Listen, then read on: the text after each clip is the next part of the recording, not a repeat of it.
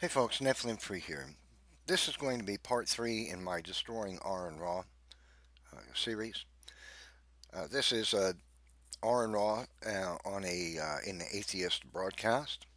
He has a guest, and he's going to make numerous statements, as I am sure. I've listened to about the first 5 minutes of it and then backed it up. I haven't seen the rest of it. It's about 30 minutes, 50 seconds long. If you watch this whole thing, it'll get kind of long-winded. But I hope that you do, because I'm going to go through the claims that AaronRa makes and systematically show that they're utterly fallacious. In fact, the opposite of the truth in many cases, the absolute opposite of the truth. And we'll show you how completely and utterly wrong the statements made by atheists like AaronRa are, and how they declare these things to be true, that they have the truth, and as though they're sharing with you philosophical and scientific truths, but in fact everything they say is completely and flatly wrong. It is utterly astonishing how atheists can make so many bold claims relating to things philosophical or scientific and declare them as though they're fact when they are demonstrably false. It's shocking. And the reason for that is because these claims that they make are based on what they believe, not on facts, and they're based on the atheist worldview, which is not reality. Atheism does not comport to reality, and so atheists must deny all manner of aspects of our reality in order to believe that God does not exist or there is no good reason to believe in the existence of God. Because atheism does not comport with reality. Atheism is, in fact, a denial of reality, many aspects of our reality. And so, without further ado, I'm going to systematically shoot down the statements of AaronRa. There may be gaps in between my speaking and listening to them, AaronRa and his host. So be patient, and I will show you how easy it is to tear down all of the false claims of atheists. Viewers and we would like to hear your thoughts on what are the three most compelling arguments against the existence of God. Let's start with number one. What would you say number one is? Before I do that, Yes. I want to address what you just mentioned about would you want to know? Yes. Because I have personally encountered many times people who say that they want to know what the truth is, but really it means only if it turns out to be their truth. That's exactly what I would say is true of atheists and evolutionists alike. I've demonstrated this many, many times, and it's so easy and it's so very obvious. All you have to do to prove that atheists and evolutionists, I group them together, basically, is that they believe what they want to believe, and despite the facts, is share with them simple facts about our reality, and when they deny them, immediately you see that the atheist is believing false things because it's part of their dogma, it's part of their worldview, and they cannot allow a divine foot in the door. So if you discredit any one thing the atheists believe or need to believe for their worldview to be correct, they must deny it because they cannot allow a divine foot in the door of their mind. And if it's not their truth, they don't want to know it. And people have told me countless times, these may be what the facts are, but I prefer to believe this. I doubt that seriously. I really doubt that. That more likely theists have told him, "I don't believe those things," probably because they know good reason not to. I seriously doubt that very many, if any, theists, especially Christians, have ever told AaronRa, I don't want to believe that, because I want to believe something else. That is, I think, grossly disingenuous. And they say, well, I need to believe this because I want to know that when I die that I will see my dead son again. No, Christians don't talk that way. They don't say, I need to believe this. They don't tell atheists that. I doubt seriously any Christian has ever told AaronRa, I need to believe this, and so that's why I don't believe what you say. I doubt that's ever happened one time. So I think what he said there is actually constitutes a lie. Or something like that. Now you can't ever know that you're going to see your child again. I mean, there's so many different. Well, we can know that we will be with God because God has told us so, and we can trust His word. God is honest, and He's trustworthy. different fallacies in this, Right. which is part of my answer. I guess I should just jump into the answer. The first reason that there is no God. Hitchens described the fundamental rules of logic, which he's The fundamental rules of logic might be a term that Hitchens used to describe his summary of the laws of logic. But the laws of logic have been discussed by many people long before Christopher Hitchens. The great Christian presuppositional apologist Greg Bahnsen described the laws of logic and used them to just tear down atheism more than 20 some odd years ago. And so Hitchens doesn't have a unique grasp on this or clasp on it. He doesn't own it. The laws of logic have been in discussion for a very, very long time. And so what Hitchens might be describing is his idea of the laws of logic, but he doesn't have any kind of special grasp on it or claim to it. said were forgotten, which are that positive claims require positive evidence. If you're going to assert that there's a God, it is incumbent upon you to provide the reason why you have said that. I would agree with that, and that's what Christians do, and that's why the Word of God says, prove all things and hold that to that which is good. And that's why the Bible defines Christian faith in Hebrews 1:11 as evidence of things unseen, proof of evidentiary and substantiable, the substance of things hoped for and the evidence of things unseen. Christians don't need to tell us what they believe; they can tell us what they know. It is not up to somebody else to prove that whatever you have imagined does not exist. It's whatever you say does exist. That's your job to show that it does. Now, I could apply presuppositional apologetics to this and say it's obvious that God exists. It's obvious to everyone, except a small sliver of the world's population who call themselves atheists. And I could say it's obvious that God exists. It's incumbent upon you as an atheist to show us reason to believe that that's false. So this is a great point. It was one of the first things I encountered in my process from becoming a theist to an atheist in George H. Smith's book, the Atheism: The Case Against God. This was what totally changed my perspective, and I'm glad you're bringing this up. That philosophically, evidentially, humanistically, whoever is the one making the Humanistically? claim, the burden of proof is on them to prove the claim, and that's what. Absolutely, atheists have a burden of proof. Atheists pretend they don't have a burden of proof when it comes to the existence of God or the fact that life was intelligently designed or specially created. And that's false. They do have a burden. Atheists pretend they don't have a worldview, but they do have a worldview, and their worldview is dependent upon philosophical materialism, physical determinism, evolutionism, naturalism, and moral relativism. Those are the tenets of the atheist worldview, all of which are demonstrably false, can be systematically destroyed by an informed Christian apologist. Atheists do have a burden of proof, and their burden of proof is showing that it's logical, reasonable, and rational to believe, from a philosophical point of view, that the universe could come into existence by purely naturalistic causes, which Christian apologists can show is not true. They also have a burden of proof of showing that molecules will organize themselves into high levels of complexity so that we could believe abiogenesis, the origin of life from non-living molecules. They also have a burden of proof of showing that evolution is true, that from a single creature come all the species that live, and that random genetic mutations acted upon by natural selection resulting in genetic drift is actually a mechanism for the anatomical change necessary to produce all the various species of living things in this world. Evolutionists have never met that burden, and they cannot meet it because it's false. It's scientifically false. It's philosophically false.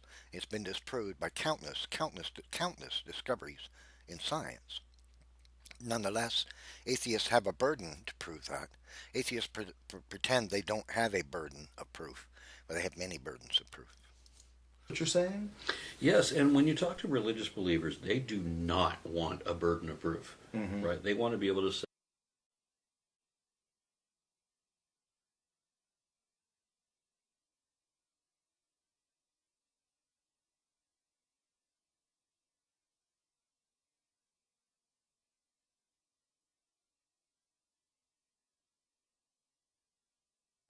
Say whatever Sorry the for hell. that long pause.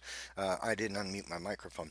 I don't fear a burden of proof as a Christian apologist because I have vastly more proof than necessary to show that life was intelligently designed, specially created, that God is real, and that Jesus Christ himself is God. I have more than enough evidence to prove my case. And atheists have absolutely nothing to prove theirs. All they want to say and not be held accountable for it. That's why they say anything you can't explain, they can explain by saying, well, that's how God did it. God, But we can do that. We can show that things that atheists cannot explain with their worldview explained by the Christian worldview. the gaps, the mystery of God. Exactly, right. I mean, it's a complete. It's not a God of the gaps. It's about what evidence does exist. Atheists continuously falsely paint the Christian burden of proof as being one that where Christians will say, well, you can't explain this, therefore God. That's not what Christians do. We will say, you can't explain this, therefore there is another explanation. But we can show that our Christian theology, our Christian worldview, is able to explain the things that atheists are not able to explain. So atheists are disingenuous in how they paint the burden of proof for Christians. Cop out, and their explanation, saying that if science can't explain it, therefore magic. That's not at all the approach to the facts of the Christian apologist. It's not at all. You can't explain it, or supposedly quote unquote science can't explain it. Therefore, God. That is not our approach. That's a misrepresentation, intentional misrepresentation for the purpose of trying to undermine Christian apologetics and make it look like Christians don't have anything but false, uh, blind, absolutely blind belief, blind faith in things, and that's not true at all. Does not explain anything. Mm-hmm. It happened by magic is not an explanation. It can be, because we know the supernatural exists, and we know that certain things are produced by supernatural cause. In fact, the language that you use, with every word that AaronRa speaks, he's using symbolism. Language requires symbolism and forward thinking as well, but to produce symbolism. Symbolism doesn't exist in physics and chemistry. Therefore, atheism can't explain symbolism, but Christians can explain symbolism because a non-physical mind is able to produce non-physical things. But you cannot say that which is non-physical arises from that which is physical. So Christians have the answer and atheists have none. It just creates more questions. And of course, Christians will say, well, we don't believe in magic. Yes, you do. I don't have a problem with that because I can prove, quote unquote, magic is true. The very language which you speak proves it. You cannot apply mental properties to matter. It's irrational. Therefore, symbolism, which cannot be produced by chemistry and physics, requires a non-physical cause because symbolism is a non-physical entity. Cannot be produced by material causes. It requires a non-physical cause, and that means spirit, non-physical minds. Because magic what and miracle, supernaturalism is. magic. Well, yes, and magic and miracle both share essentially the same definitions. If you get a collection of dictionaries, or you look up a different collection of dictionaries online, and just look up in the relevant contexts. Right. Obviously, when we're talking about stage magic illusions, that's not the context we're talking about right now. Right. When you look at the relevant context, miracles and magic both are an evocation of supernatural forces or entities to control or forecast natural events in ways which are inexplicable by science because they defy the laws of physics. And, there's truth in that as well. And I just explained how language cannot be produced by material causes. Mental properties it's irrational to apply mental properties to matter because they have no measure. They have no dimension, and you cannot weigh them. They have no mass. They're not a property of, nor are they produced a product of material causes. They're not a property of matter, and they're not comprised of matter. They're intangible, immaterial abstracts, and those require a non-physical cause. Physical causes cannot explain them. Therefore, the language you use proves my worldview and discredits yours. It proves you have a non-physical mind, a spirit, you might say, that's producing the language, choosing the words, and using the words, the symbolism of your language. Your worldview cannot account for that. Mine explains it. It's not that mine worldview doesn't have an explanation for it, and yours doesn't either. It's that mine does, and yours does not. That's both of them. That's miracle, that's magic. They have the same definition. Just like intelligent design and creationism have exactly the same definition because they are the same thing. That's false. Intelligent design is a theory. Whether it provides us with an inference that God is the cause or not is irrelevant. Intelligent design is a scientific theory that living systems require a designer, an intelligence, a mind is necessary for the uh, design of living systems. It doesn't say anything about religion. It has religious connotations, no doubt, and I don't have a problem with that. Neither does any other Christian apologist. We don't hide from the fact that the inference provided by intelligent design theory is that there is a supernatural explanation for it. We don't hide from that at all. The theory itself, though, is purely scientific. So AaronRa has stated a false thing. Creationism and intelligent design are not the same thing, though they point us in the direct. They provide inference of the same cause, a supernatural, non-physical mind, as the source of the design. So what he said is false. They are not the same thing. Intelligent design and special creation are not the same thing. A miracle is the same thing as, say, when a rich person is murdered, we call it an assassination, right? When a rich person is crazy, we call it eccentric, right? If a boat is big enough, we call it a yacht. Well, when a god does magic, we call it a miracle. And we don't have any problem with that whatsoever. That doesn't bother me one bit. But it's obvious that you attempt to paint things in a whimsical light in order to try to ridicule theology. But that falls flat in light of the fact that Christians are able to explain everything about the origin of living systems in the universe and human minds. But atheists cannot account for anything at all. Not anything. Not a photon. Not their mind. Not language. Not information. Not anything at all. And by the way, for the viewers at home, that was a lot there. Feel free, pause it, rewind it, and think through the points that he made there. All of those are excellent, excellent points. I need to get to your question. Absolutely, all of them are misrepresentations of the truth. Hitchens described the fundamental rules of logic, which are that Hitchens described his own description of the laws of logic. Uh, Hitchens did not have a special claim to the laws of logic, which defy atheism. that positive claims require positive evidence. Extraordinary claims require extraordinary evidence. Which That's false. What you might call an extraordinary claim simply requires evidence in the same way that any claim does. There is no such thing as a requirement for extraordinary evidence. That's a fallacy. There's no truth to that whatsoever. There's no such truth as extraordinary claims require extraordinary evidence. If something seems extraordinary to someone, it might be that because they're uninformed about the subject, and so it seems extraordinarily odd or bizarre to them, or unthinkable because they are not well informed on the matter. That doesn't mean that the evidence somehow has to be in some way more profound than any other evidence for anything else.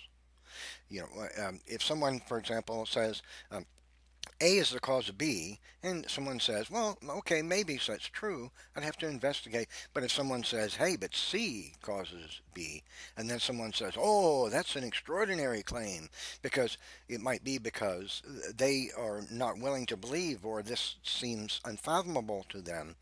It seems extraordinary to them because it's so far outside of their current system of belief. That's why it seems extraordinary to them. But it doesn't mean that the evidence has to be any more evidentiary. How do you make evidence more evidentiary than it is? Evidence is simply evidence. There is no such thing as extraordinary evidence. So this is a logical mistake. Which means that if you tell me that you found a lizard in your garage, I'm not going to have a problem with that. I'm not going to question it. I'm going to take you at your word. If you tell me that you found a Komodo dragon in your garage, Pictures or it didn't happen. Russ, but if it makes no difference if they say I have a lizard in my garage or a Komodo dragon or a dinosaur in my garage. Nonetheless, they require the same evidence. If someone says, "I don't believe you have a lizard in your garage," they have to provide the same kind of evidence to verify the existence of the lizard as they would a dinosaur. Do you see? The evidence is no more extraordinary. It's simply the same type of evidence. Photographic evidence, eyewitness testimony, something, but either one is evidence. But if someone doesn't want to believe it because of what they currently believe, that's a burden on them to change possibly their view of evidence. But nonetheless, the evidence would be the same. We would still have to have either eyewitness testimony, which you might not believe, because if I said a dinosaur were in my living room, you might say, "Wow, that can't be because we know dinosaurs went extinct 65 million years ago. Therefore, the evidence has to be greater than photographic evidence." Well, that's on you to believe that. That's because you find it less plausible. Doesn't change the nature of the evidence in any way. So I'm sorry. There is no such thing as extraordinary a burden for extraordinary evidence. That's a it's just a logical mistake of atheists. exactly. And well, why don't we do that for religious beliefs? Now, if you tell me that you found not a Komodo dragon, but an actual dragon, Smaug, Funny that he used the example I just gave. you Right. it becomes exponentially even worse. I'm going to have a harder and harder time believing you. Right? Exactly. It's not you never. And yet you would only need the same kind of evidence for the lizard that you would for the dragon. And somebody didn't say, for example, if I photographed the lizard, you would say, okay, well, there's photographic evidence of the lizard. But if I showed you photographic evidence of a dragon in my garage, well, it might be that the photograph is still a photograph of the dragon, but you might not believe that evidence because you don't believe dragons exist. The evidence is still the same. You might say at that point, well, this has been photoshopped. It's not actually a photograph of a dragon. Well, that's on you. The evidence is still the same. The evidence proves the point. If the evidence is real evidence, if it's actually a photograph of a dragon, then there is no need for the evidence to be any greater than photographic. You see my point? It's whether or not someone is willing to believe the evidence that is extraordinary. Their extraordinary refusal or acceptance of evidence, but the evidence doesn't have to be extraordinary. Logical error of atheists. Lose that burden of proof. As a matter of fact, the burden of proof becomes more and more. And with religious claims, what you get is the most outrageous claims that are being. What we get with atheism is the most outrageous claims. Claims such as the universe exploded and produced Beethoven and Michelangelo and space probes, and that rock soup organizes itself into astonishing complexity and interdependence, and that matter in your brain is what produces the ability to write a novel. The interactions of molecules produces, because of the complexity of arrangement of matter, determines the intelligence that comes from it. The more complexly arranged matter is, the more intelligent it is, or the more creative it is. This is an utterly irrational position, and this is the position of atheists. That is, in fact, outrageous. The claims are outrageous that are outrageous come from atheists, not from Christians. It's obvious God exists. It's obvious that life was created. Atheists pretend that isn't so, and then they try to switch the burden of proof to the Christian by saying, look, your claims are extraordinary. They're just wacky. The truth is, it's atheism that's absolutely nutty and can't be supported, doesn't support the existence of anything. Asked with no evidence at all. We have all the evidence we could ever need, far more than enough. Whatsoever. And then the third prong, if you will, of the fundamental rules of logic is that which is asserted without evidence may be dismissed without evidence. And that is absolutely unrelated. I mean, rather completely inappropriate. It has no bearing whatsoever. Christians have all the evidence they could ever need. So it's just a blatant claim that you put forth your arguments for the existence of God without evidence. That's completely false. It's an utter misrepresentation of the facts. It's the atheists put forth their claims about naturalism, physical determinism, moral relativism, evolutionism, abiogenesis, etc., without any proof whatsoever. And we know why that is. Because there is no evidence in science, philosophy, or human history, or human experience that supports atheism. So Absolutely. I don't need to prove that a God doesn't exist. Yes, you do. Because God does exist, and it's obvious that God exists. The inference that human beings have by default is that God exists. If you ask people of almost any culture on this world, whether they're African, Hindu, Chinese, Anglo-Saxon, it doesn't matter. They will say, the vast majority of them will say, God exists, and it's obvious that we have a creator.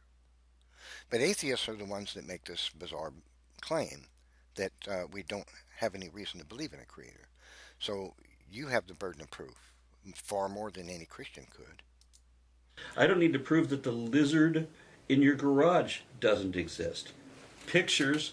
So, presupposing that God doesn't exist is this is like a sort of atheist presuppositional apologetics.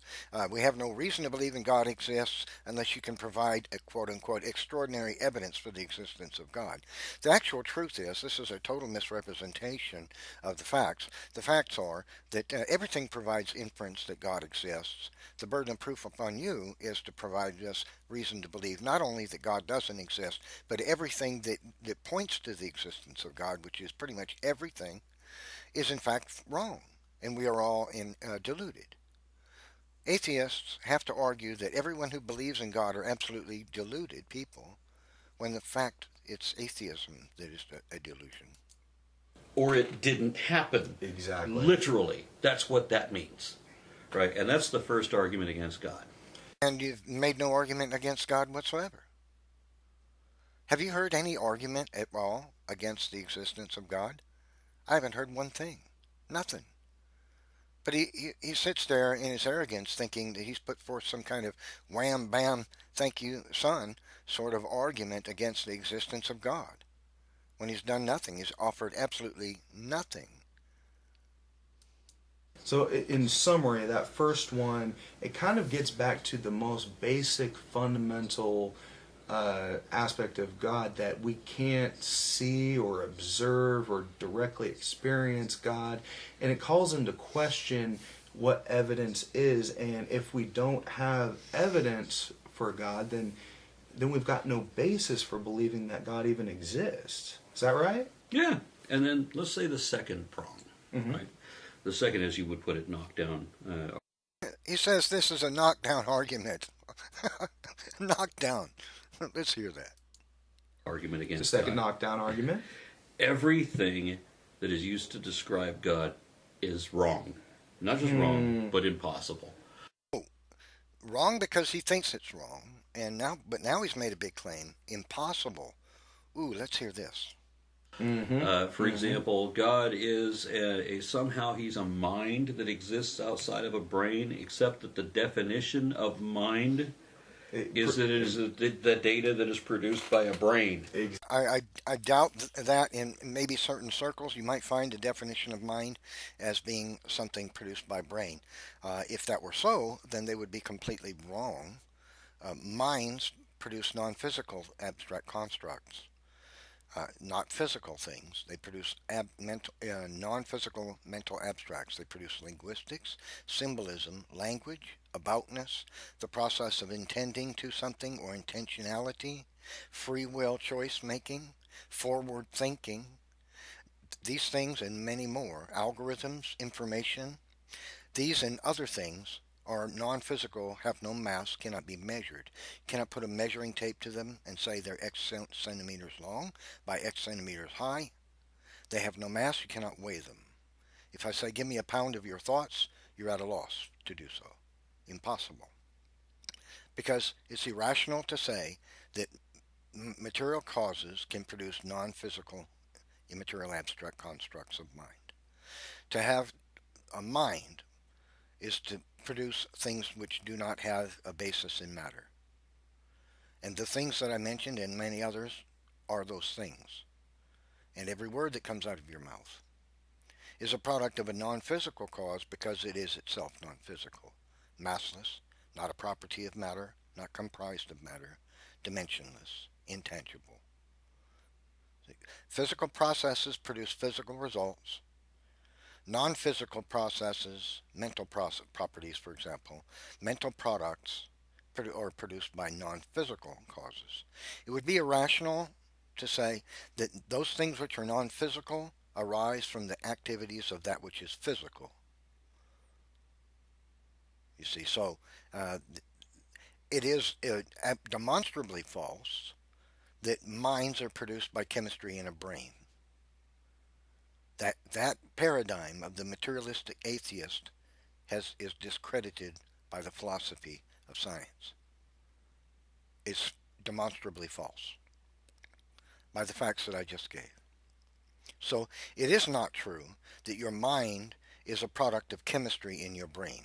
That cannot be true because physical chemistry cannot produce things like symbolism, for example. There is no such thing as symbolism in chemistry or physics, period. But symbolism is a basic component of language. For you to be able to speak, you depend upon that which is non-physical, a mind, which is not chemistry, in a brain. So everything that he has just said here is demonstrably false. Exactly. So it is not possible for a mind to exist without the brain that created it. That's completely false and opposite of the truth, as I just explained. The problem, though, that he points to, and the reason that some atheists believe that what AaronRa is saying here is true is because we know that if damage occurs to a human brain, it messes with your ability to think. It can screw up your ability to reason and use logic, rationale. That's obviously true. People who suffer brain damage have reduced intellect. And from this, the evolutionist, the atheist infers that because you're damaging the brain, you're damaging the mental activities of the person. Therefore, it's true that the brain, the physical brain, is what produces uh, those mental properties. But I've already explained why that's not true. We know that's not true. Here's the truth about it. A brain is a computer that God gave you that to help you sense and interact with the world around you and to operate your flesh, your body. It it uses automatic processes to regulate your breathing and your eye movements and your sense of balance, and it uses automatic process to regulate your heartbeat and your body temperature and other things. But it also now so here's the interesting thing. You can damage the brain and you will damage someone's ability to think. But here's the explanation for it. If we were to take away your ability to see, your mind, I'm going to say mind when I'm thinking spirit, your mind would not have the ability to sense visually the world around you anymore. If we took away your sense of hearing, now you would no longer be able to see the world around you, but you would not be able to hear it either. Does that mean your mind does not work anymore? If we took away also your ability to speak or to taste or tactily sense the world around you with your skin or with your hand by tapping on something, does that mean your brain no longer exists? Your mind, rather, doesn't exist anymore. See, if we systematically remove all your senses, what happens is the mind simply has no input anymore to the world around them, and it goes into a state of sleep.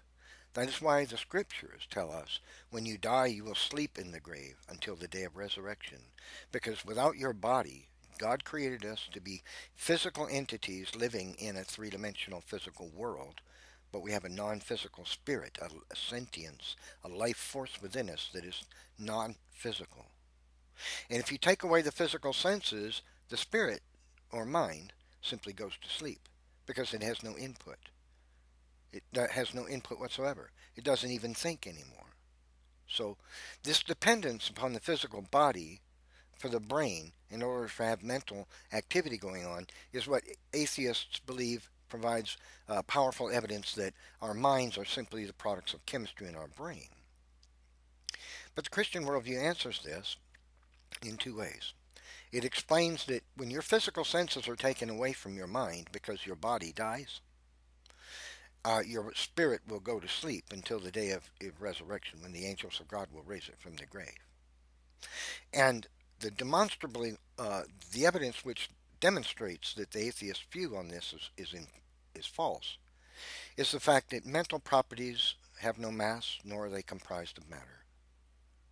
Forward thinking, symbolism, aboutness, intentionality, all these things and more have no mass, no dimension whatsoever. So humans are constantly producing things that don't physically exist in order to interact with the world around us, in order to speak, to write mathematical equations, whatever they might do. They're using something that is non-physical to produce those things because they are non-physical. Because you cannot produce non-physical products by physical interactions of chemistry in your brain. So therefore, the inference is the cause of these things which human beings employ constantly, and AaronRa is employing with every word that he speaks, is a non-physical thing. It cannot be the brain, because the brain is incapable of producing things which do not physically exist at all. And this is the killer for the atheist view on the origin of mind, the cause of mind. It cannot be your brain, because minds produce things which do not have mass, are not comprised of, nor are they a property of matter. And so the atheist inference that mind is produced by chemistry in the brain is demonstrably false. Mm-hmm. Right? And they say that God exists beyond this reality, right? Well, that if God exists outside this reality, You exist outside this reality in a way also, um, because you have a mind, which is spirit, and it's constantly using language, which the physical world has no potential to produce.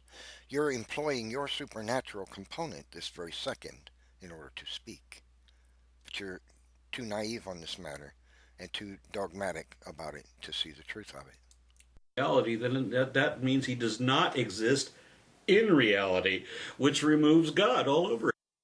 Utter nonsense. Atheists are not seeing the truth because atheism doesn't comport to reality. I just shot every claim of atheists, any atheist, including AaronRa, to pieces by explaining that minds cannot be the brain, caused by the brain. The mind is not the agent that brings forth the brain, is not the agent which brings forth the mind. Cannot be. And look at the gleeful look on this guy's face. Oh, I'm safe from God now. I'm safe. AaronRa just shot all theism to pieces. Ah, I'm safe. I don't have to worry about sin and death and judgment from God. Wow, I'm going to get me a 12-pack when I get home. Again. And you Mm-hmm. can't have evidence of God because he's supernatural. But if he's supernatural and he's affecting natural things, then you would expect that every time that God reaches his arm into this material plane, he should pull his hand out dripping with physics, which means he left evidence. There would be some. When we ought. God has left all the evidence of his existence in the creation. The book of Romans 1 tells us that you refuse to believe that because of your paradigm. The prophecy of the coming of evolution theory in Romans 1. And in fact, you're demonstrating it. Star Wars, Mm-hmm. and we watch what the Jedi can do, and we watch Star Trek, and we see what Spock can do, and we watch Lord of the Rings, and we see what Gandalf can do. All of these things are demonstrable in some predictable way. There's a testable factor to here, and this never happens. Well, it always happens that we can show that the atheist claim for the origin, the causation of things is impossible, and the Christian has the answer for it, as I've already done with the existence of language in mind. And by testable, you mean you can prove whether or not these things conform with reality or not. Ask Gandalf to do something, and he will do it. Mm-hmm. Ask Spock to demonstrate it, and he will demonstrate it. But with with faith healers, with anybody doing any kind of a religious thing. I mean, James Randi held this challenge for more than 20 years, I think.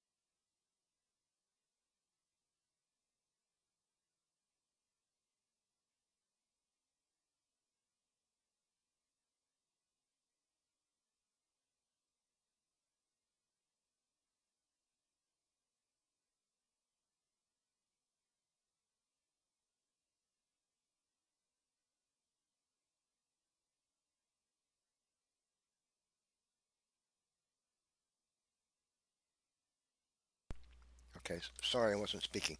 My microphone problem. So James Randi, Aaron Ra is attempting to say, because there are whacknutters out there, that people like James Randi challenged and discredited. People who claim they can bend spoons with their mind or turn pages in a phone book with their mind. Therefore, all theists are whacknuts too. So he's just trying to lump whacknutters into theism and say all theists are whacknutters. The truth is, atheists are the whacknutters because they refuse to believe uh, the evidence that's all around us. I've said many times, atheism is in fact a mild form of insanity. And the reason for that is because atheists seem incapable of seeing how all of the things that they claim are not true and demonstrably not true. Uh, when somebody refuses to see reality for what it is, they live in a bubble, and people like that are said by psychologists to have a psychosis. And so atheism is a psychosis, a self-induced psychosis, because atheists pretend that they cannot see that all the things that they believe don't comport with reality.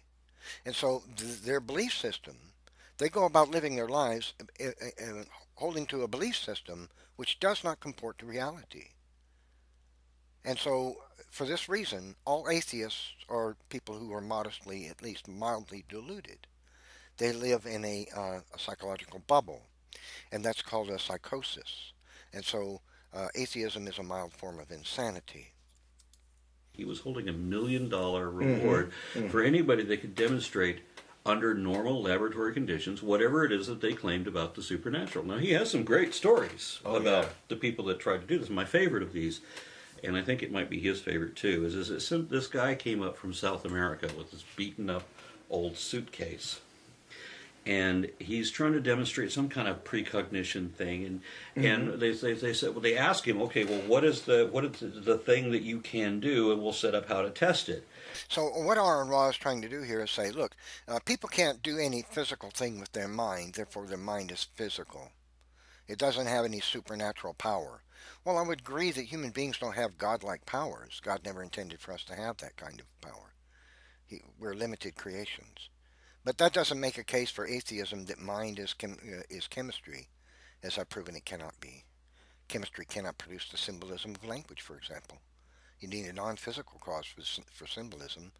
Physical causes cannot produce it. Physical things produce physical results. You need a non-physical entity, non-physical causality for non-physical things. See, it's irrational to say mental properties apply to matter, but this is the delusion of atheists.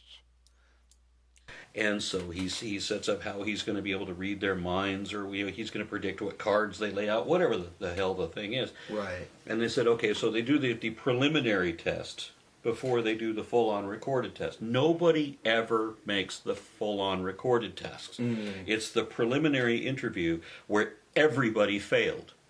And Randy was explaining to me that they often have the same excuse. I don't understand this. This always works at home. Confirmation bias. You simply don't acknowledge all the times that it failed. So this guy is expecting to be able to move things with his mind, or read what card they're going to put down before they do, or tell somebody's future or whatever in some testable way over the course of the next 24 hours, and fail every time. Right. All of them. Now, is it... Well, all AaronRa is attempting to do here is say, look, people have been claiming that they can do supernatural things with their mind. It's just nuttery, because there is no such thing as a supernatural mind. But I've already demonstrated that you have to have a supernatural entity. There is a non-physical component to a human being in order to even speak, which discredits all of atheism, by the way. So AaronRa is just being disingenuous, trying to paint theism in the light of we're all like nutter buffoons. But the truth is, atheism is a mental disorder. It's a spiritual disorder imposed upon someone as a mental disorder. It becomes a mental disorder because it's a spiritual disease that produces a psychosis. Because God doesn't want to be revealed? That's unlikely. God revealed himself in his only begotten Son, Jesus Christ, 2,000 years ago, and he reveals himself to anyone who seeks him. Jesus Christ said, knock and it shall be opened unto you. Seek and ye shall find. How is it that you, being evil, and God yet is willing to share his Spirit with them who ask of him? Everyone on this planet can know God if they come to him with humility, true humility, and ask him to make himself known to them. Jesus Christ said, if you do that, he will manifest himself to you. Now, that doesn't mean he's going to pop into your living room juggling the solar system in his hands. But he will make his presence known. That's what he means by he will manifest. Make it visible, make it known in your life, in your mind. You will know that he is real if you approach him with true humility. So God demonstrated his existence. He does so with everything that he has created. That's a possibility, but I think the indication here is that they're just making it up. They've not only fooled others, but they've fooled themselves. So here's the projection. Theists are fooling themselves. You see, that's the illusion.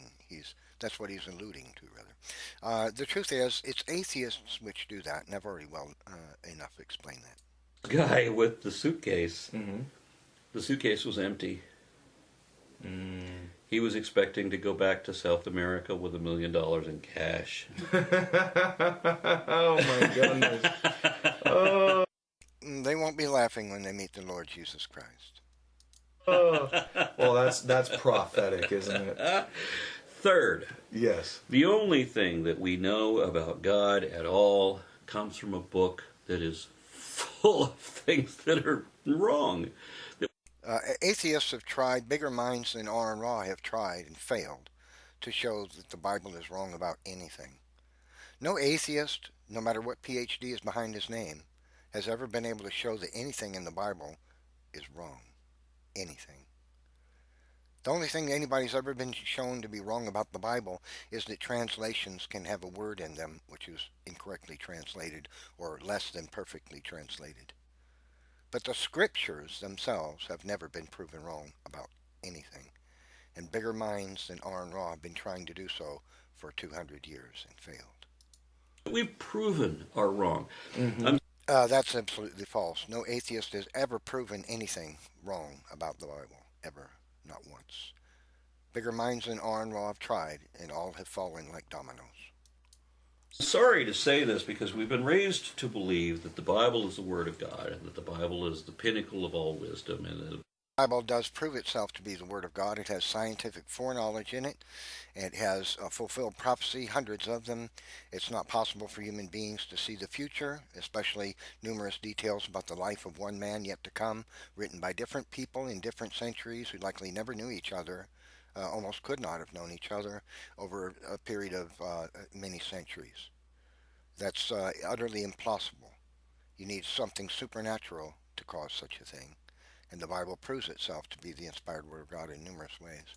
The Bible has all these secret codes and messages, and it takes I don't believe the Bible has all these secret codes. I know of one code formed by the names of the first 10 patriarchs of the Bible, which form a prophecy of the coming of Jesus Christ, written by different men over a period of 60, uh, over describing a period of 1670 something years. That's not plausible except by a supernatural cause. all these experts to be able to work it out. But the fact is, we know there is no archaeology that supports the Bible. We can't verify that Solomon. Whoa. AaronRa just said there is no archaeology that supports the Bible. Now, if I was to go through this, the evidence for this that discredits what AaronRa just said, I would be on the microphone recording about, I don't know how many hours, at least 12 probably hours, 12 hours of discussion and showing you photographs of artifacts that have been discovered that verify names, places, and sometimes events in the Bible. His statement that archaeology doesn't support anything in the Bible is absolutely ignorant, truly ignorant. What an utterly ignorant thing to say. Numerous archaeologists have made discoveries because of what the Bible says. For example, the atheist academics in the latter half of the 19th century said the Hittite people never existed. It's just an imaginary people that the Jews invented and wrote of in the Bible, but there was no such thing. The Hittites never existed. Well, every historian and archaeologist in the world today knows that the Hittites were in fact a real culture, an empire. In fact, uh, it was the Bible that led them to this discovery. Because the Bible says they lived in this land, approximately here by this land and by that city, and to the south by that city, to the east by this one, and to the north by that one, and this is where you'll find their kingdom. And that's largely what we would call Turkey, eastern Turkey, Anatolia today. Well, archaeologists used the Bible as a roadmap for where to find the Hittite culture, and they began digging.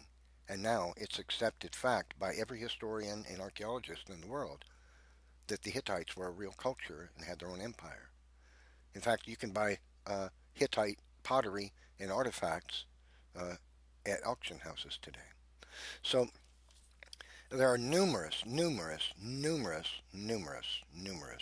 archaeological discoveries that have verified many things in the Bible. The Tal Dan Stele, for example, speaks of not only the King David, the house of David, which is a reference to King David's kingship, but also mentions three other historical persons named in the Bible. That's an archaeological artifact. We found Pontius Pilate's name on a stone in Israel. Prefect Pontius Pilate, uh, procurator, I mean, Pontius Pilate on a stone in Israel just in the last several decades.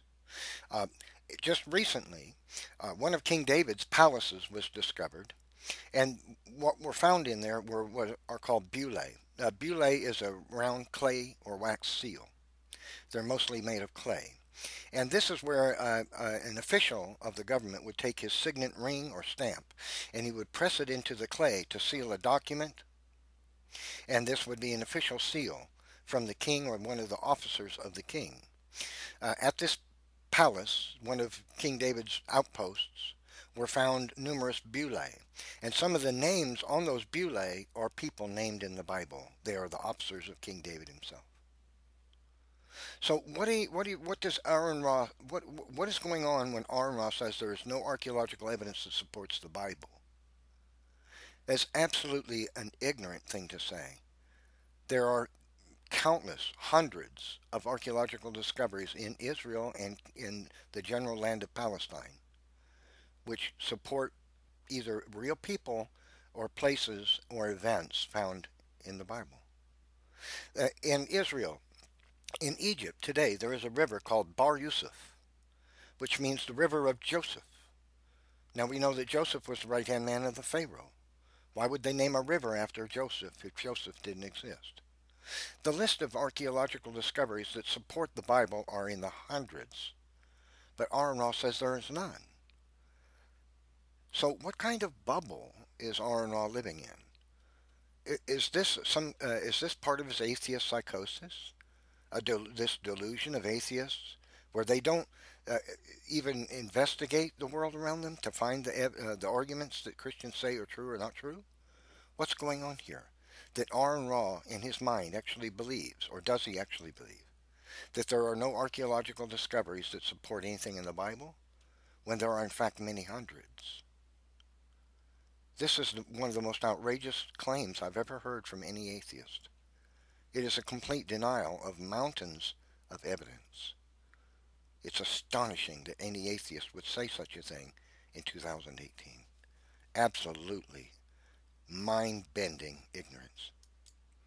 Ever existed, much less David, much less. Oh, wait, much less David. Well, the Taldan Stele is evidence of King David. Let me show you that, shall I?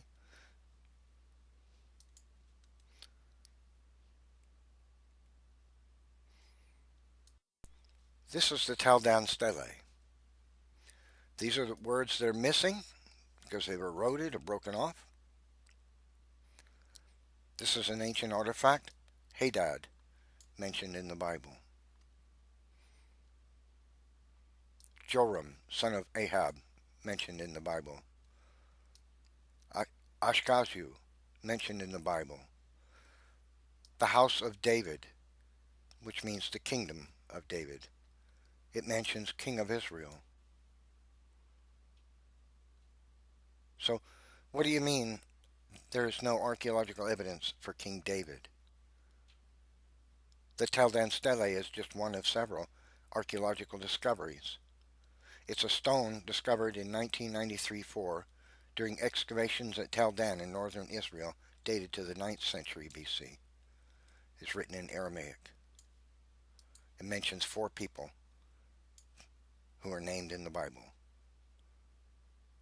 But AaronRa here says there's no evidence whatsoever for King David. And I just described Beulah with names of the officers of King David discovered recently, just in the last couple of years, in Israel. But he says no evidence for the evidence of King David. Wow. Moses. We know that Moses didn't exist. Well, Solomon. We know that Moses didn't exist. Well, I'm not going to go into the evidence that shows every single thing AaronRa says here to be false. Since I just disproved his claim about we have no archaeological evidence for King David, trust me when I say he's wrong about that too. And David might have been overlooked by archaeological artifacts. Moses never lived. The historical evidence says otherwise. The Exodus never happened. The Exodus never happened, he says. Let me share with you just a few evidences for the Exodus that he denies. The Papyrus Leiden, also called the Impure Papyrus or the Admonitions of Impure, date to 2510 BC. They mention the men called the Apiru. This is the Hebrew people. They were the stone drawers and quarrymen for Ramses II. Now, secular scientists and historians, rather, get which pharaoh lived at that time. They get that wrong because of their false timeline of Egypt. But here we see the Apiru in bondage in Egypt during his time. The Apiru or the Hebrew, they're also called the Hibiru and the Hibiri by different other tribes. But the Egyptians knew them as the Apiru. So there's evidence that the Hebrews were in captivity in Egypt. They were the stone quarrymen of the Pharaoh. The Papyrus Leiden. Okay. There's also the Admonitions of Impure, which describes the plagues of the Egyptians described in the book of Genesis by Moses to a T. Describes them to a letter. The river became like blood, the cattle dropped everywhere, the land was covered with frogs, etc., etc., etc. One after another, it accurately describes all the plagues found in the book of Genesis in the Bible. So, is there evidence that the Hebrews were ever in captivity, that Moses ever existed? Well, absolutely, there certainly is. The Ugaritic texts also describe the Apiru. The historian Mantheo describes these events. The Egyptologist Manfred Batik, in his 60-year-old report, Dig, provided evidence that supports the Bible. So there is more. I'm just showing you a smattering of it. We have evidence for Moses. We have evidence of the Exodus. We have evidence that the Hebrews were the stone quarrymen of Egypt during the reign of a particular Pharaoh. And so we do have evidence for Moses. We do have evidence of the Exodus. And AaronRa is saying we have no evidence. What we do. So that's just false. Like so many atheist claims, absolutely false. And this was admitted. This was admitted. The first time I've ever heard a public statement about this was by a rabbi giving. In fact, I'll state one more thing. There is an archaeological inscription that has been discovered in which the Pharaoh of Egypt says, "Issue grain to the quarrymen, the Apiru, who are the quarrymen for the Pharaoh." That's the Pharaoh telling his officers to give grain to the Hebrews, who were his stone quarrymen. Now, that couldn't be unless the Hebrews were enslaved in Egypt and they were the ones who cut stones for the building of the Pharaoh's projects, just as the Bible tells us. A Passover presentation where he said that every archaeologist, except those with they're devoutly religious, and that's the reason that they are archaeologists to begin with. Every archaeologist who didn't get into it for that specific bias has admitted that the way the Bible describes the Exodus is not the way it happened, if it happened at all. I don't expect secular archaeologists to see the truth. They denied the existence of the Hittite people and other things, and they were proven wrong about that. So the opinions of secular God denialists, secular archaeologists who deny these things, is not an argument against the facts.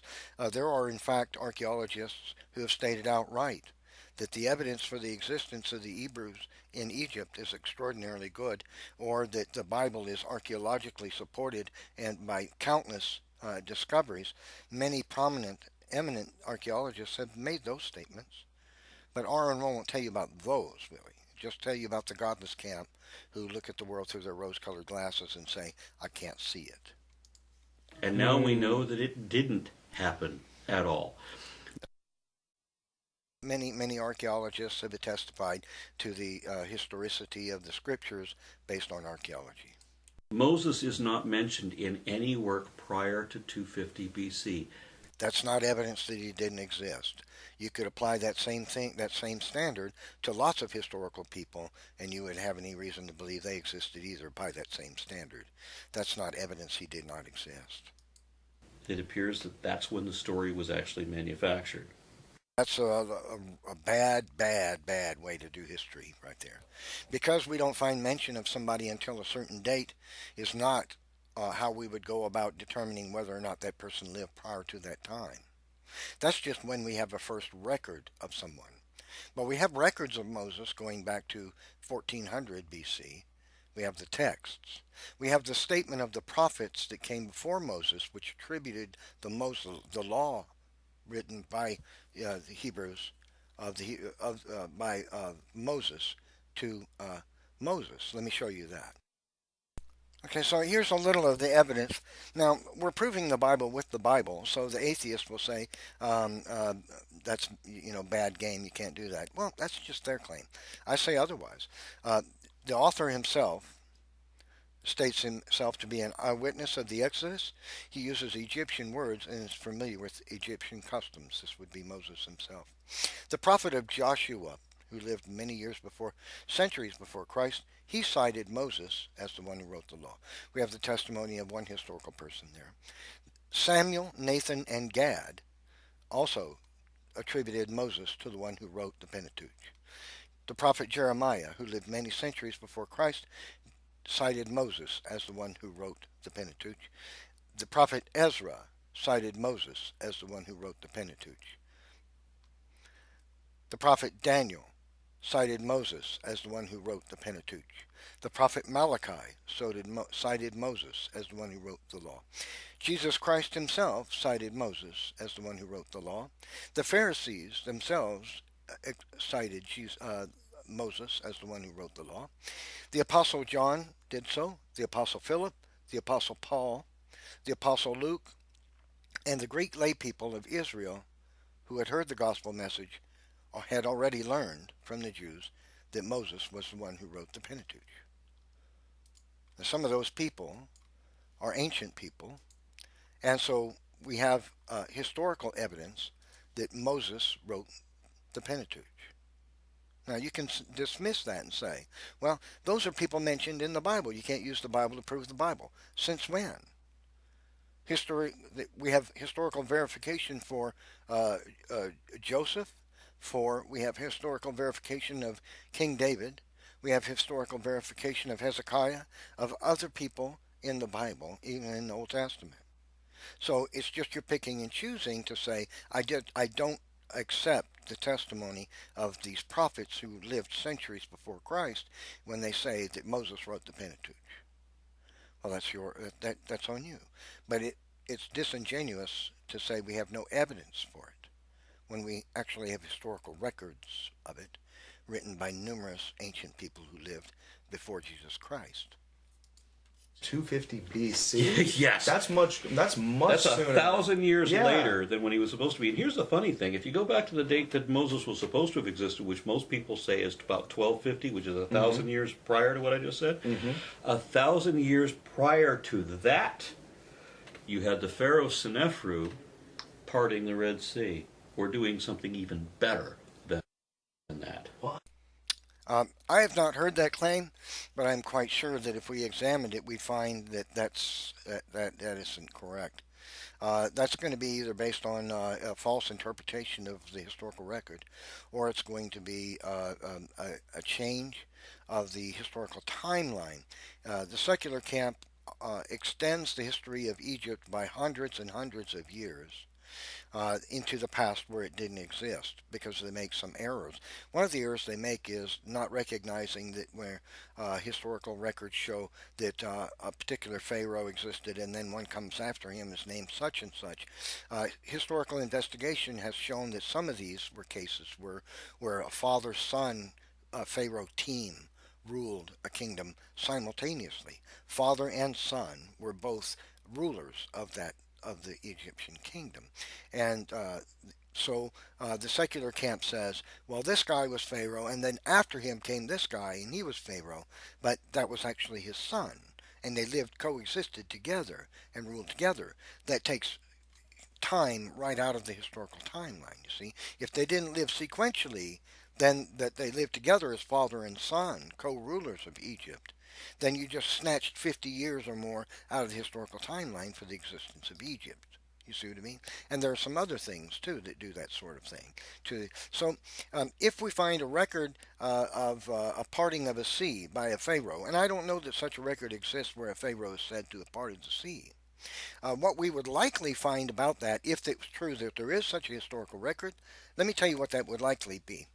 What it would most likely be is a pharaoh trying to adopt the a heroic thing that God had done for Moses in parting the Red Sea, and then claiming he did that, because we know the Egyptians didn't record their failures; they recorded only their victories, and they in fact would take. This is known to historians to be true. What I'm telling you, it's a fact. In fact, there are cases where the Egyptians actually took failures and rewrote them, and so as to make them look like victories for the Egyptians. When they would go to war against the Assyrians or someone, and they would lose a battle, they would come. Their scribes would then record, "Oh, marvelous victory for the Pharaoh! He destroyed the Assyrians." The truth is, the Egyptians got their butts kicked, but the Egyptian scribes twisted the story into a completely false thing. They flipped it upside down and said it was an Egyptian victory. That's because the Egyptians didn't record their failures, and they only wanted to record successes. for the historical account. So, if we find a record in ancient Egypt of a pharaoh parting the sea, I don't know any details about this claim that AaronRa's made, but here's my guess about it. My guess is that it would be a historical record that the gods split the sea, and the Egyptians then incorporated that into their history and claimed their pharaoh did it to twist a failure into a victory. That's probably what we would find. Yes. So while you had in the story about Moses where he puts up his hands and the Red Sea parts, you have something even better going on that's already part of the folklore. Yeah. Was already part of the folklore for 1,000 years before the time attributed to Moses. And Moses. I have not seen evidence of this. I've given my explanation of what we would likely find about that, and I've explained how there's an interesting video you can watch, how by an academic in Scotland from the University of Edinburgh, who gives a lecture at the website of the Edinburgh Creation Group, which is a group of Christian apologetic academics, and one called Egyptian History in the Bible, or Egyptian Chronology in the Bible. And you should watch that if you're interested in this subject, because he goes through a handful of evidences that show that the historical timeline for the Egyptian kingdom is extended, falsely, wrongly extended, by secular historians because of their presumptions about things. And it's actually much shorter than the existence of the Egyptian kingdom empire is actually shorter than what the secular camp says. And this is one of the reasons why we hear atheists say, oh, so your flood is real, huh? Well, how did a flood take place when there was a kingdom in Egypt going on at that time? How come it didn't wipe out the Egyptian kingdom? Well, the answer to that is the Egyptian kingdom didn't exist at that time. That's all. It didn't go back 2,500 years. That timeline is a false stretching of the history of Egypt by secular historians. Moses doesn't actually show up in any documentation until 1,000 years after he's supposed to. You had this Pharaoh Senefru in, I think, 2300 BCE. And the Pharaoh Senefru had a barge, and because he's a head of state, and heads of state, of course, need vacations to ease their minds from all the decisions that they have to make. His vacations involved a handful of buxom maidens being stripped naked and set at the oars of his barge, so that he would watch these beautiful young women rowing his boat. Kind of already works for me, does it? Good to be the king. But the story, and you can find this in the Westcar Papyrus. One of these girls, according to the story, lost a turquoise bauble off of the side of the boat and became so upset about it that the Pharaoh Snefru called over his mage, Judgment, who cast a spell over the lake so that they could lift the lake up and fold it over like a blanket to reveal the turquoise piece. Now, obviously, these stories are told to children who are not expected to literally believe it. Okay, so if there is such a story in the Egyptian, because the Egyptians are able to write marvelous tales of things that didn't happen, just like we might find in various cultures, all kinds of cultures, the ancient Germanic people, the Alemanni, the Romans, in fact, the Greeks, various tribes of mankind have done this sort of thing.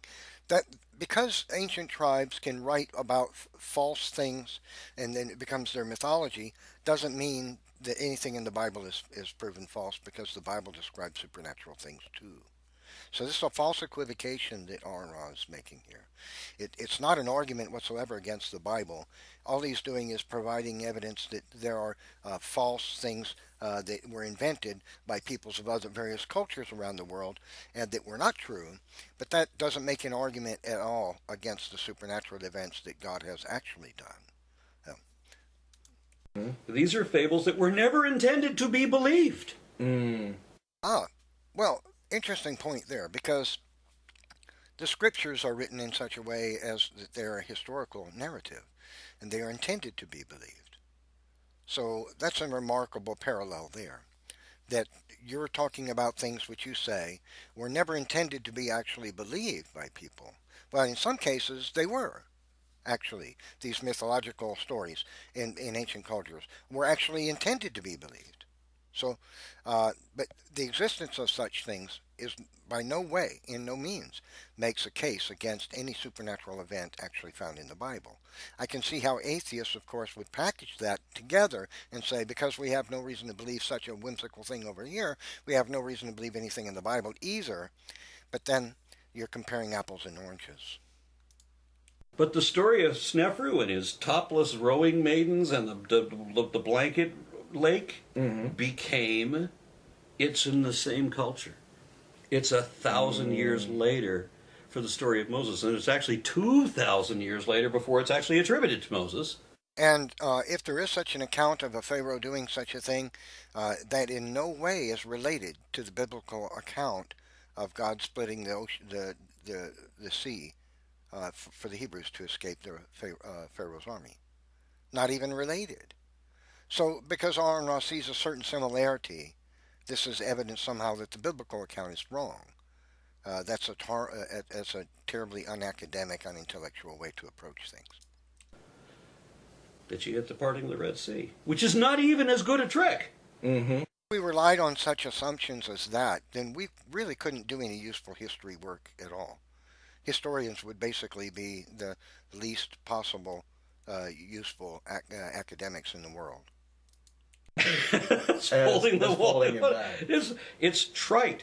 There's no great divine significance. It's obviously a foolish fable, but it pre-existed Moses by 1,000 years. Now think about this. Because it pre-existed Moses by 1,000 years, if it in fact did, which I don't believe, that would put it too far into the past. And we know about the secular timeline for the Egyptians has been stretched. That wouldn't make a case against anything in the Bible. You know, if I say that blue cars exist in Tokyo, that does not mean that because blue cars exist in Oregon, that the cars came, that somehow the people in Oregon got the idea for making cars blue because the Japanese had done so. Do you see my point? That may not be a perfect analogy, but I think you understand my point. He's not making an argument against anything in the Bible at all by proving that somebody had a mythological, fanciful story about something. That doesn't make the Bible mythological nor fanciful. According to the Bible, you have the city of Ramses, in which you had 2 million slaves. Let's say, according to the Bible, it said there was 600,000 Hebrew men on foot. Now, this isn't including the elderly, the wives, the children. It's just the 600,000 fighting men on foot. Yes. Right? At a time when Egypt had only 3 million people in their entire population for the whole country. Is that a historical fact, or is that a scribal error, or is that something in the Bible? I'm not getting enough information here. How were they slaves? Right. That sounds like Why an do they just exaggeration. take over? Right. Oh, I see what he's pointing out. Let me address that. So here, let's address that. The people of Israel had been living in Egypt for about 430 years. That's a long time. You can raise quite a population over such a period of time. So secular historians believe that there were approximately 2.4 million people in Egypt at that time. Now, here's the passage where AaronRa's problem lies. He says, Exodus 12:37.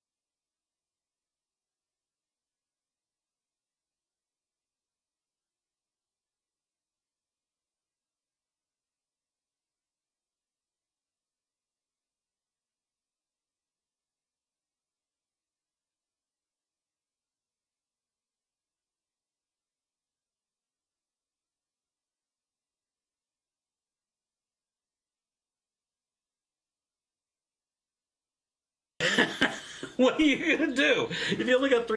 Okay, so let's address this. My mic was not recording. Sorry about that. It happens to me sometimes. The Hebrews were in Israel for 430 years. You can build quite a population that way. The children of, this is what AaronRa is talking about, 600,000 able-bodied men. That would include probably anybody 15 years of age or 16 and up who was male. But here's the thing. The Bible actually discusses this very problem. The Pharaoh of Egypt, Exodus 1 now says, there arose up a new king over Egypt, which knew Joseph not, and he said unto his people, behold, the people of the children of Israel are mightier than us. Come, let us deal with them wisely. Let them multiply, and it come to pass that when they are fallen out of any war, they also join unto our enemies and fight against us, and so get them up out of the land. So the Pharaoh of Egypt had that very concern. He was worried that because the Hebrew people had become so a great multitude in Egypt, he was worried that they would do that very thing. The AaronRa says, why didn't they just take over Egypt? Well, the Pharaoh was worried about that very thing, according to the text. So, but now why wouldn't they? Well, because it would have been a slaughter. The Egyptians had a well-trained, well-equipped army that rode horseback. And the Hebrews were unarmed and didn't have horses, and were women and children as well. So it would have been a slaughter. Now the unarmed Hebrews may have been able to kill quite a few thousand Egyptian soldiers, but it would have been a slaughter for the Hebrews without any doubt, because they would have been going up against a well-trained horseback riding army of men who are well equipped with weapons. I'm quite sure that the Hebrews had no intention of having many thousands of themselves slaughtered. It would have been a bloodbath. I'm sure they didn't want that. I think that's the simplest explanation as why the Hebrews, being so great in number, didn't simply take over Egypt. 300. If you only got 3 million people in the entire country, and there's 600,000 fighting men in one town, Yeah. they're not slaves. Total, not in one town. Total. They're there by choice. And so here's the thing: They were not there by choice. They didn't want a bloodbath. they make this march to Canaan, right? Which, if you measure it out and follow the coastline, Canaan would be a 2-week walk. Follow the Red Sea up to the Mediterranean and around. Mm-hmm. And if they started out marching single file, with each man 1 meter ahead of the next, which if you're marching single file is actually a reasonable distance, right? Mm-hmm. The first men would get there before the last ones left. And we're still not talking about the women and children. We're only, or the elderly. We're only talking about the fighting age men. They wouldn't have left in single file. That's not how people migrate in numbers.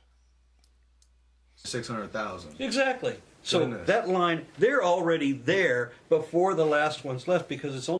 That's ridiculous. People don't migrate in a single file like that. If the Hebrews would, when they left Egypt, they wouldn't have been, in a single file. Moses wouldn't have said, everybody in a single file. That would be a terribly stupid way to migrate out of a land.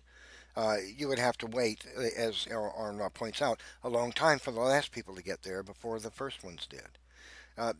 Common sense tells us they wouldn't have migrated in that way. They would have just moved in numbers. Some would have moved slower than others, and other people would be passing some people who are moving more slowly than others because they had a cart and the other guys are walking. It would have been just a mass of people moving in one direction. There wouldn't have been a single file. That's quite absurd for them to have stretched themselves out that far. How would they have shared resources if that's true? Hey, guys, can you pass these jugs of water down 17 miles back for the guys at the end that are thirsty? Oh, sure, no problem. They'll get it in a couple of days. I mean, really? Common sense says this ignorant idea of AaronRa is just mindless. To believe that that many people would migrate out of Egypt in a single file? What absurdity that is. only like 250 some odd miles, Mm-hmm. something along that line. So why would it take 40 years? Because with God's help, a 2-week walk following a coastline, and it's hard to get lost when you're following a coastline, has them wandering the desert. Except they're being chased by the Pharaoh's army. They were worried that they would be chased by the Pharaoh's army. They didn't choose that route just because you think they should have chosen that route. They chose a faster route because God led them. And God did perform the miracle, he says. So your assumptions about what the Hebrews should have done is not an argument about what the historical record says they did do. For longer than people lived back then. Oh my goodness. So the math doesn't even work out. The numbers of people doesn't work out. So you can fabricate all kinds of false requirements for something to have happened the way you think it should have in order to, make it look like it didn't happen, and then play games with math and say, oh, how ridiculous. Look, it couldn't happen that way because we fixed it up in our heads so it couldn't, and now we're going to prove to you that it didn't. Gee, how stupid that is. It's like saying, you know, these people, somebody should have done this, and then, well, let's see, this text says they did that way. Well, let's say that let's say that they would have really, it would have been more logical for them to have done it this way. That way, then we can say, look, it doesn't work, the math doesn't work because we fabricated how it should have been done the first way. It's only about 2 weeks walking journey from Cairo to where they're going. Ramses to Canaan. Ramses to Canaan. That's all assuming you're not being chased by one of the world's largest and best equipped armies on horseback. Now, despite all of this, the real question here is: was it the Red Sea or the Sea of Reeds? It doesn't matter because we have God saying that Moses is going to perform all these miracles to convince the Pharaoh, but then God jumps up and runs to the other side of the chessboard to play the other side and hardens the Pharaoh's heart. Right. So God, Okay, hardening Pharaoh's heart. Atheists like to misrepresent that as God made the Pharaoh make his choices about not releasing the Hebrews. But the text doesn't imply that. That's not what it's actually saying. What God did was harden a heart that was already hardened. God already knew what Pharaoh's choices would be, and he didn't change Pharaoh's mind about anything. He didn't say, you're going to not be willing to release the Hebrews because I'm going to make it so that way, that you will refuse. God already knew that the Pharaoh would refuse. All God did was harden his heart more to be of the same mindset for his purposes. And God's perfectly legitimately able to do such a thing according to his bidding. So God didn't make the Pharaoh choose not to release the Hebrews. He simply hardened his heart, which was already determined not to. God is so lonely, he plays both sides of the chessboard. Right? So there's no part of the story. What kind of nonsense is that? God is so lonely that he plays both sides of the chessboard. Boy, atheists you're really digging in a gopher hole for a piece of candy now. I want to be clear on this. There's no part of the story that is possible, first off. Except we have lots of evidence for it. Yeah. And secondly, there's no part that makes any sense. Except that you invent a way that it couldn't have made sense and then proclaim that's how it should have happened, therefore it doesn't make sense.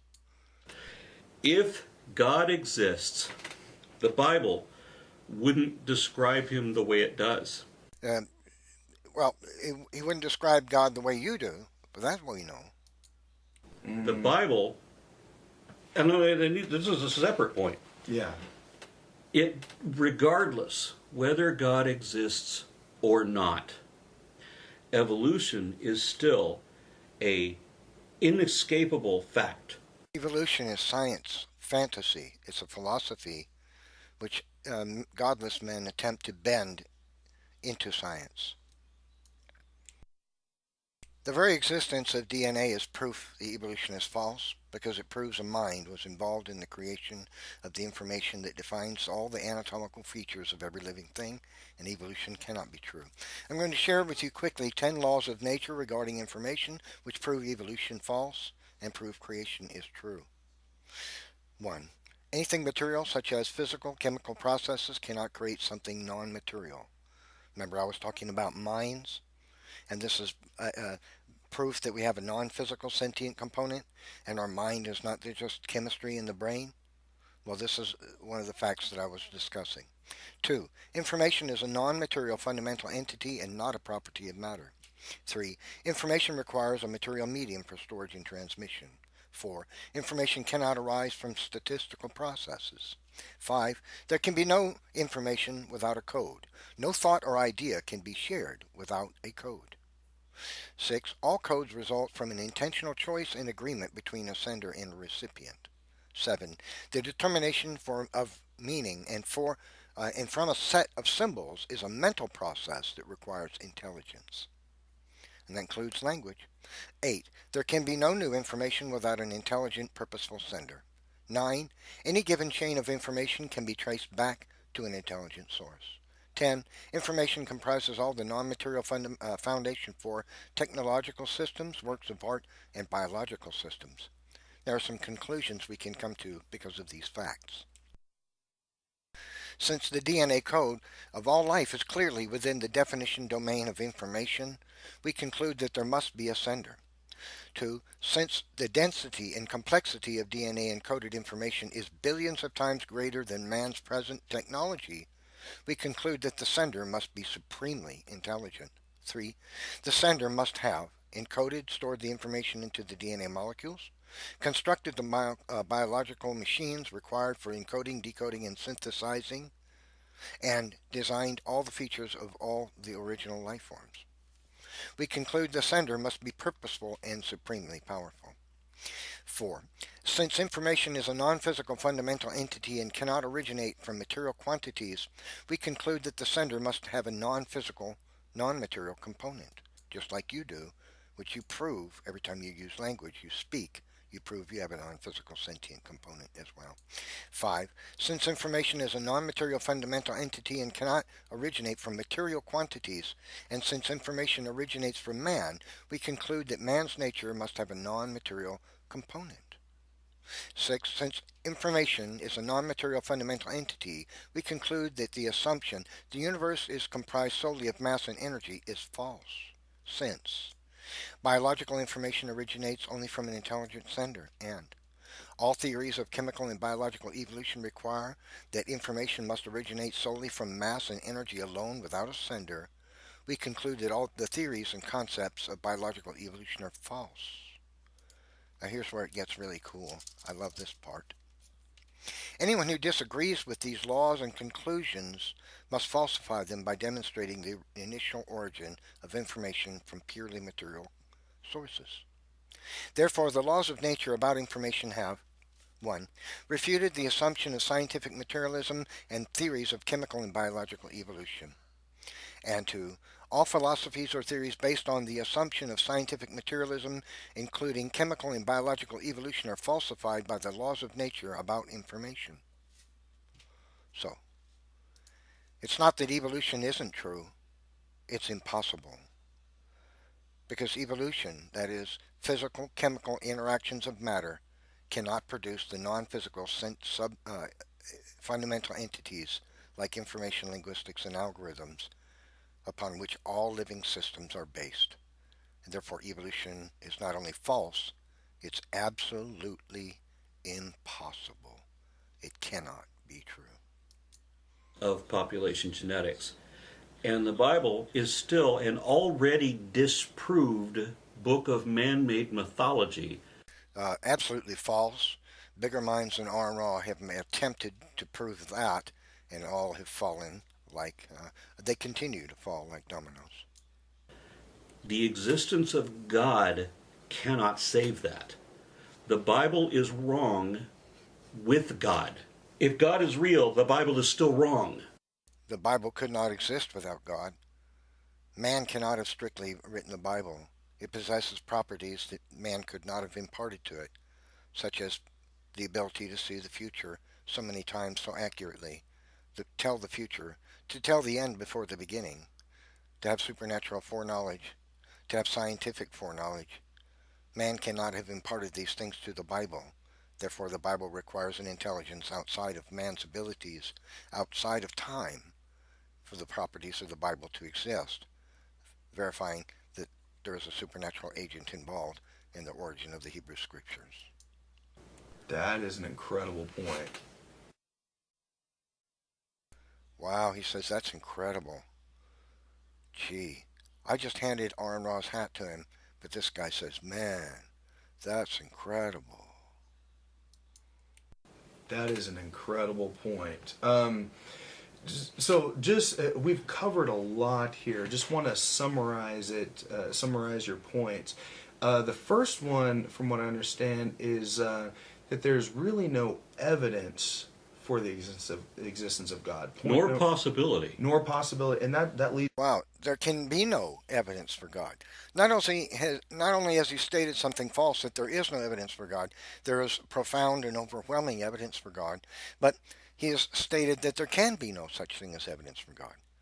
Sounds to me like he's engaging in sort of a presuppositional confirmation bias here. That's an absurd statement to say that there can be no such thing as evidence for God. What an absurd thing to say. Into number two, that the idea of God is just not even Well, possible. we know why he says that, right? He's speaking from his heart, not his mind here. In his heart, there can be no such thing as evidence for God. Not, not from rationale reasoning and not from the evidence itself. Nor is this the soul. The soul isn't possible either. Correct. Soul isn't possible, except I explained in the beginning of this video that it wouldn't be possible for him to speak and use language if he was nothing but a soulless bag of matter, interactive matter, because you could not use language if that were true. The ability to use language, to speak, requires that you have a sentient component that is not comprised of nor a property of matter. It's impossible for a soulless bag of matter to speak because symbolism of language cannot be produced by chemistry and physics. Therefore, we require a mental property to explain a mental property. We require a physical process to explain a physical process. Correct. And Because that's it what the relies whole on thing is supernatural. dependent on. I mean, whether God exists or not is kind of irrelevant if we don't have a soul. We're supposed to have this immortal soul, and the immortal soul is itself supposed to. And every word that AaronRa speaks, he discredits himself, because he could not possibly be using language if he was just a soulless bag of matter. It's impossible. He's proving the existence of his non-physical mind, or you might say spirit, soul, whatever you want, with every word that he speaks, shooting himself in the mouth. Be magical, so there's supposed to be this supernatural element. Mm-hmm. But if there's no such thing as magic, then there's no such thing as soul. We already know that magic. No such thing as magic, no such thing as soul. That's begging the question. Magic doesn't work, and we already know for different reasons, which Sean Carroll has gone into at length. We know that the soul doesn't exist. We don't know that the soul doesn't exist. We have every evidence that we need for the existence of the soul.